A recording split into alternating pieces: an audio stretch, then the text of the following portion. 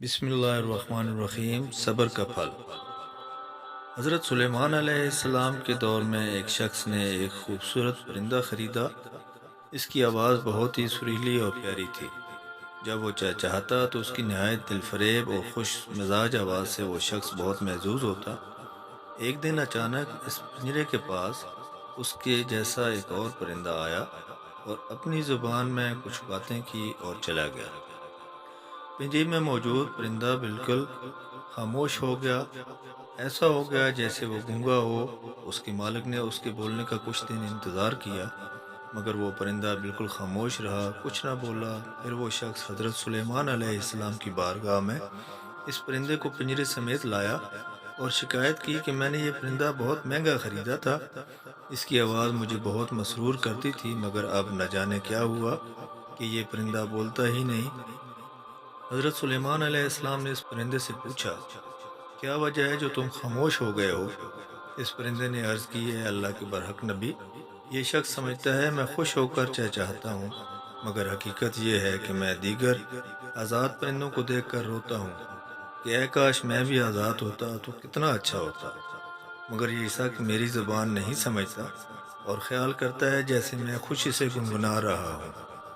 پھر ایک دن میرا ایک ہمزاد میرے پاس آیا اور کہا کہ یہ شخص تیری زبان نہیں سمجھتا، بلکہ سمجھتا ہے کہ تو بہت خوش ہے اور سریلی آواز کے ساتھ چہچہا رہا ہے۔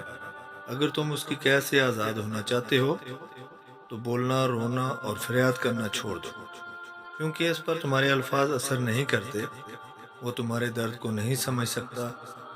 بس پھر کیا تھا، میں تب سے خاموش ہو کر صبر کر رہا ہوں۔ حضرت سلیمان علیہ السلام نے اس شخص سے کہا کہ پنجرہ کھول دو اور اس کو آزاد کر دو، کیونکہ اب یہ پنجرے میں کبھی نہیں بولے گا۔ اس شخص نے کہا، اگر اس نے خاموش ہی رہنا ہے تو بلا وجہ اس کو رکھ کر میں کیا کروں گا؟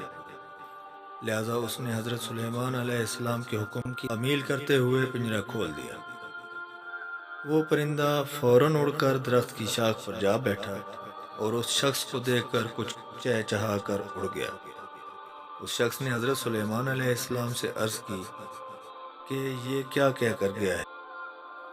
آپ علیہ السلام نے فرمایا کہ اس نے کہا کہ اگر تو بھی اپنے غموں اور مصائب سے چھٹکارا چاہتا ہے تو خاموش ہو جا اور صبر کر، کسی سے شکایت نہ کر، تو تجھے بھی ایک دن غموں سے نجات مل جائے گی۔ آپ سب ناظرین کا بہت شکریہ جنہوں نے اپنا قیمتی وقت دیا۔ آپ کو ہماری یہ ویڈیو کیسی لگی اپنی قیمتی رائے سے ضرور آگاہ کیجیے گا۔